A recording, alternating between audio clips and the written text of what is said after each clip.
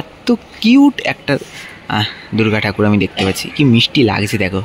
মায়ের মুখখানি ভাবনা রয়েছে ফিরে দেখা শৈশব। জিনিসগুলো ছাড়া আমাদের ওই ছোটোবেলাটা ইনকমপ্লিট থেকে যায়। ওর দিকে দেখতে পাচ্ছি সেই নাগরদোল্লার ইনস্টলেশন।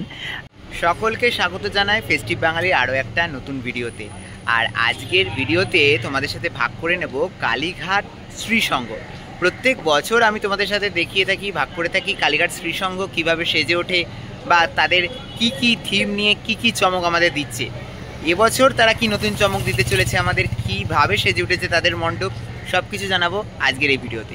এই মুহূর্তে আমরা চলে এসেছি কালীঘাট শ্রীসংঘ। প্রত্যেক বছর আমি চলে আসি তাদের পুজো দেখতে। আর একেবারে কালীঘাট স্কাইওয়াক এবং কালীঘাট থানার পাশেই এই কালীঘাট শ্রীসংঘ অবস্থিত। এবছর তাদের ভাবনা রয়েছে ফিরে দেখা শৈশব। কিভাবে সেজে উঠেছে তাদের এবছরের মণ্ডপ, চলো ঘুরে দেখি।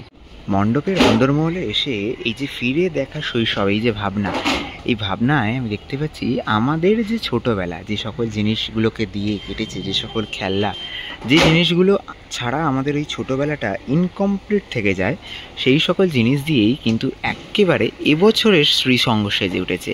আর সত্যি কথা বলতে 8 থেকে 80 প্রত্যেকের একটা প্রিয় সময় হচ্ছে ওই ছোটোবেলাটা, যে ছোটোবেলাটায় মানে আমরা প্রত্যেকে বারবার ফিরে যেতে চাই। আর এই ছোটোবেলাটাকে নিয়েই মানে আমাদের শৈশবকালকে নিয়েই এবছরের শ্রীসংঘ সেজে উঠেছে। আচ্ছা, এই যে মণ্ডপ তোমাদের যেমনটা দেখাচ্ছিলাম একেবারে দারুণভাবে সেজে উঠেছে। মণ্ডপের ওপরের দিকে আমি যেমনটা দেখতে পাচ্ছি সহজ পাঠ, যে সহজ পাঠকে আমরা 8 থেকে 80 প্রত্যেকে পড়ে বড় হয়েছি। তার পাশাপাশি একেবারে আমি এই ওপর দিকে দেখতে পাচ্ছি সেই নাগরদোল্লার ইনস্টলেশন, যেগুলো সেই আমরা মেলায় গেলে চড়ার জন্য বায়না করতাম আমাদের বাবা মায়ের কাছে, সেই সকল নাগরদোল্লার ইনস্টলেশনগুলো এখানে করা হয়েছে খুব সুন্দরভাবে। এখানে আরও অনেক ছড়া কবিতার বই রয়েছে যেগুলোকে আমরা ওই ছোটোবেলায় পড়ে এসেছি। হ্যাঁ, সহজ পাঠ রয়েছে। তার সাথে সাথে এই সকল ওই সেই বাজনাগুলো, সেইগুলো আমরা ছোটোবেলায় কিনে দেওয়ার জন্য বায়না করতাম বাবা মায়ের কাছে, যে এটা কিনে দাও, ওটা কিনে দাও।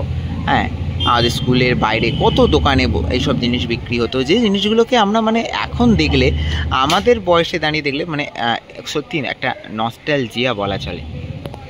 এবার তোমাদের দর্শন করাই কালীঘাট শ্রীসংঘের এবছরের মাতৃপ্রতিমার। এবছরের মাতৃপ্রতিমা জাস্ট ঠাকুরের মুখটা দেখাই, আমাদের মায়ের মুখটা দেখাই।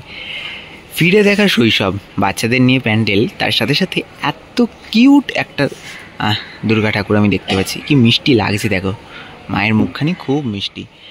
এবছরের কালীঘাট শ্রীসংঘের মাতৃপ্রতিমা তোমাদের দর্শন করাচ্ছি। মা তার পুরো সংসারকে নিয়ে রয়েছে, লক্ষ্মী, সরস্বতী, কার্তিক, গণেশ, ছানাপোনাকে নিয়ে এবছরের কালীঘাট শ্রীসংঘের এই মায়ের প্রতিমা দারুণভাবে সে জুড়েছে। সিংহকে দেখতে পাচ্ছ, একেবারে অন্যরকম একটা সিংহ দেখতে পাচ্ছি, মহিষাসুরকে দেখতে পাচ্ছি। তবে সবচেয়ে বেশি ভালো লাগছে মায়ের মুখখানি, এতটা মিষ্টি দেখতে লাগছে না মায়ের মুখখানি দেখতে।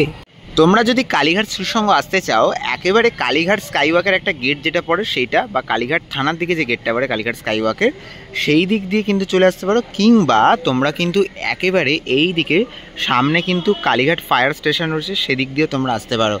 সব মিলিয়ে একেবারে এই কালীঘাট স্কাইওয়াকের পাশেই এই কালীঘাট শ্রীসংঘের পুজো হয়ে থাকে।